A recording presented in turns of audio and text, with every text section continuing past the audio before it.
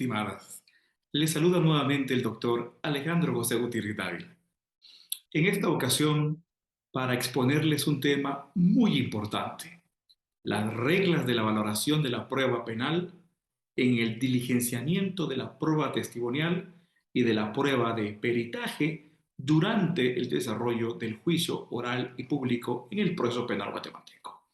Este tema es muy importante y muy apasionante y de una importancia que es para todos aquellos que intervienen en el proceso penal guatemalteco, tanto jueces, fiscales, abogados defensores y por supuesto también los que están estudiando la carrera de abogacía y notariado, tanto en licenciatura como en posgrados. Así que pongan mucha atención.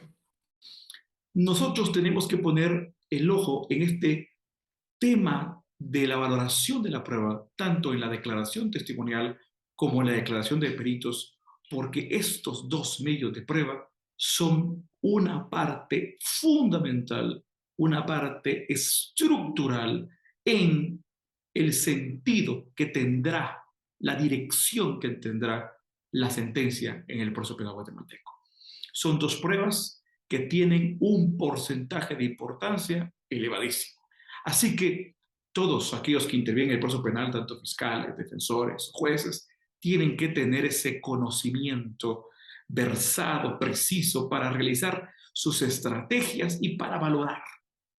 Tenemos que entender entonces que el sistema de valoración de la prueba en el proceso penal guatemalteco, de acuerdo a lo que nos establece el Código Procesal Penal, es el sistema de la sana crítica. Muy bien. ¿Cuál entonces es una regla de la sana crítica? Este sistema de valoración tan importante. Pues las reglas de valoración de la sana crítica son las reglas de la lógica, los grandes principios lógicos, como el principio de identidad, tercero excluido, principio de no contradicción, principio de coherencia, principio de derivación, que conllevan hacia una razón suficiente de los hechos. Es decir, que el conjunto de elementos probatorios tienen cada uno de ellos y en conjunto guardar identidad, no ser contradictorios unos con otros y ser coherentes en esa relación lógica que va desde los hechos universales hacia los hechos particulares y de los particulares a los universales para guardar esa derivación coherente y que no implique ni evidencie ninguna incoherencia o incongruencia que pueda romper la cadena de la logicidad del conjunto de elementos probatorios. Eso es lo que se busca con el sistema de valoración de la prueba. Pues bien, el juez tiene que valorar la prueba, pero algo muy importante es que para las partes, los sujetos procesales, tanto la defensa técnica como la fiscalía, tienen que tener las estrategias correspondientes para hacerle ver al juez que las pruebas de la contraparte no guardan coherencia con todo el bagaje probatorio del proceso, que los elementos probatorios de la contraparte son contradictorios, no son coherentes, no guardan esa cadena de logicidad de derivación y por lo tanto se le está aportando, se le está proporcionando al juez aquellos elementos que le van a ser de mucha importancia para determinar efectivamente qué medios de prueba están concatenados, entrelazados en esa logicidad identitaria que lleva hacia una racionalidad suficiente para dar por acreditados los hechos. Muy importante. Entonces, en la prueba de declaración testimonial y en la prueba de declaración de peritos, aquí el papel de las partes procesales, la estrategia que manejen para hacerle ver al juez que la prueba de la contraparte no está guardando coherencia, no está entrelazándose en la coordinación lógica de los principios probatorios, eso es muy importante. Por lo tanto, pongan atención. Vamos a ir al punto. En la declaración testimonial, en primer lugar tenemos a los testigos. Pero, ¿quiénes son los testigos? Acordémonos entonces, en primer lugar, de que los testigos al momento de llevar a cabo su declaración testimonial en el juicio deben ser sometidos a un interrogatorio y un contrainterrogatorio, al igual que los peritos. El interrogatorio lo va a realizar la parte que propuso a sus testigos, a sus peritos. Si los propuso la defensa técnica, el interrogatorio, el control del interrogatorio lo tendrá el abogado defensor. Pero si los propuso la Fiscalía, el Ministerio Público, el control del interrogatorio lo tendrá el fiscal. Pero entonces, si el control interrogatorio lo tiene el fiscal sobre las pruebas propuestas por él, en ese caso el abogado defensor tendrá el control del contrainterrogatorio de esos elementos probatorios y viceversa. El fiscal tendrá el control del contrainterrogatorio de los testigos y peritos propuestos por la defensa técnica. Muy importante. Entonces, la persona de los testigos. Aquí hay muchos criterios para establecer la idoneidad del testigo, la idoneidad de la declaración testimonial, la idoneidad del relato, la logicidad, la coherencia del relato y que no sea contradictorio ni consigo mismo ni con los otros elementos de prueba. Bueno, pongamos los primeros ejemplos. De acuerdo a los últimos datos aportados por la neurobiología y la neurociencia, se ha llegado a la conclusión de que las personas de edad avanzada, las personas ancianas, tienden a tener una muy buena memoria de largo plazo, pero muy mala memoria de corto plazo. Contrario sensu, las personas muy jóvenes también hay una conclusión a la que ha llegado la neurociencia y la neurobiología, y es que tienen muy buena memoria de corto plazo, pero no de largo plazo. Estos elementos son muy importantes. A la hora de que esté declarando un testigo que es una persona avanzada, que es un anciano, entonces el contrainterrogatorio, la parte que lleva a cabo el contrainterrogatorio, tiene que evidenciar muchas cosas. Bueno, tiene que hacerle muchas preguntas.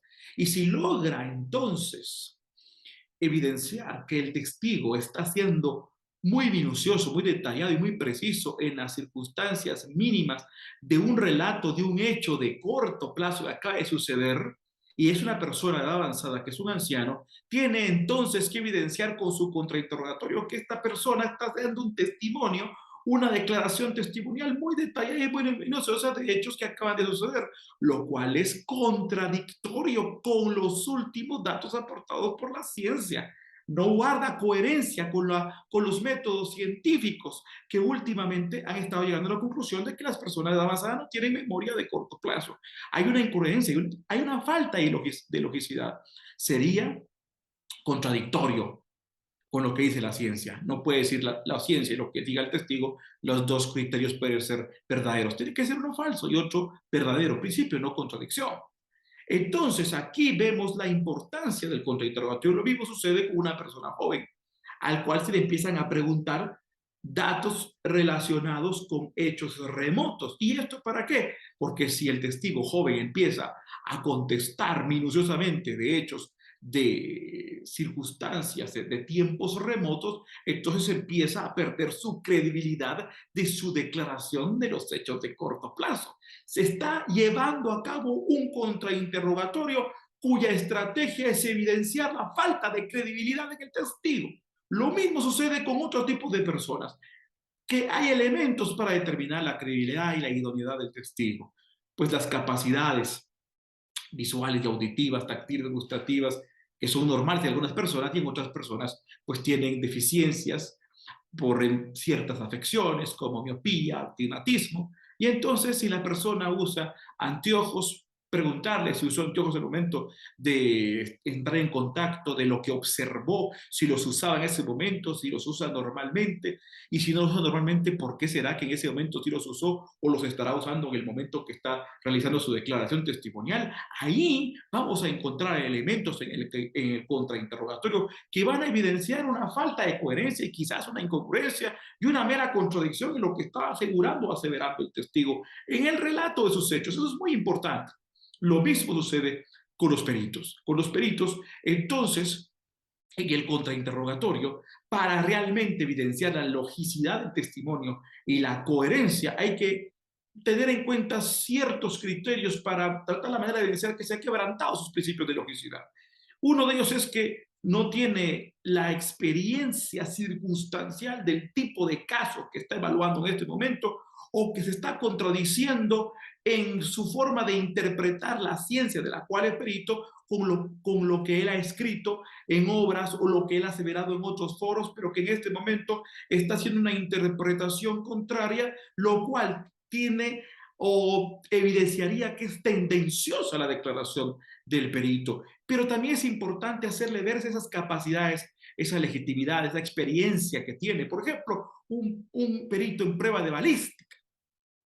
En este caso, hacer ver que realmente tiene las experiencias, las destrezas y que ha tenido la experiencia de hacer los despertajes en este tipo de casos concretos muy particulares como el que se está evaluando. Por ejemplo, una prueba de balística, absorción atómica, preguntarle qué es eso, qué es la prueba de absorción atómica, realmente que conozca cuál es su interpretación. Pues la prueba de absorción atómica es aquella que consiste en determinar si un arma de fuego ha sido disparada, si una persona estuvo en contacto con el arma de fuego que fue disparada y si en su piel o en su ropa hay restos de bario, de plomo o antimonio que permitan concluir que efectivamente la persona percutó el arma y efectuó el disparo de arma de fuego.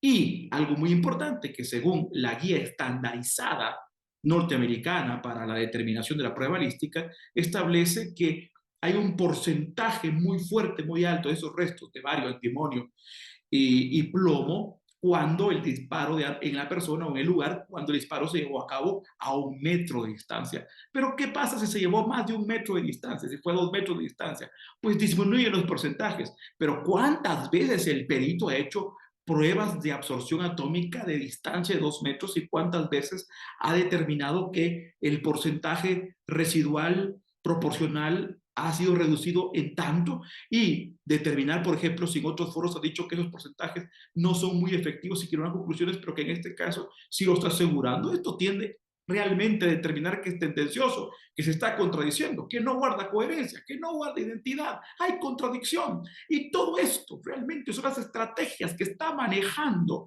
las partes procesales al llevar a cabo el control de su interrogatorio y contrainterrogatorio, no solamente con el hecho de buscar la verdad material de los hechos, sino también con el hecho, el propósito estratégico de aportarle al juzgador esos elementos de valoración de la prueba, aportarle al juzgador que efectivamente los elementos probatorios de la parte contraria, de la contraparte, no guardan logicidad, son incoherentes, son incongruentes, quebrantan el principio de identidad, quebrantan el principio de no contradicción y entonces esto está conllevando a aportarle. Esas estrategias son muy importantes y eso le va a permitir al juez, con esas estrategias de aporte que le están haciendo las partes, determinar efectivamente si esos medios de prueba guardan esos principios de logicidad, esa cadena estratégica de validez para determinar que efectivamente son válidos y permiten acreditar los hechos como se pretende. Pues bien, aquí he explicado un punto muy importante sobre este tema, pero si quieren más información, quieren profundizar más en el diligenciamiento de los distintos elementos y medios de prueba durante el proceso penal, pero también durante el proceso civil, el proceso laboral, y ver las diferencias entre los sistemas de valoración de la prueba en el proceso laboral, en el proceso civil, en el proceso penal, las estrategias que deben llevar las partes para aportarle, ayudarle al juzgador a darle esos elementos que le permitan comprender, visibilizar y observar realmente si se han cumplido con las reglas y los principios lógicos del sistema de evaluación de la prueba. Todo esto y mucho más lo estaremos viendo con minuciosidad de detalles en un nuevo curso libre online que estaremos inaugurando en los próximos días sobre la prueba en los procesos judiciales. Si quieres ahondar con mayor ahínco y entender y comprender cómo se llevan a cabo este diligenciamiento y los sistemas de valoración y qué estrategias son importantes para las partes y qué estrategias también tiene que utilizar el juzgador para realmente llevar de forma concienzuda y óptima su sistema de oración sin incurrir en vicios en el mismo, pues los invito a inscribirse desde ya en este nuevo curso libre online sobre la prueba en los procesos penal, civil y laboral. Así que no se lo pierdan. Si quieren inscribirse o preinscribirse y reservar su cupo, los invito a que llamen al número 4218-3258 para inscribirse en este curso libre online sobre la prueba en los procesos judiciales en Guatemala. Desde ya, invitadas todas y todos. Así que les deseo un feliz resto de semana y que Dios les bendiga a todas y a todos. Mucho gusto.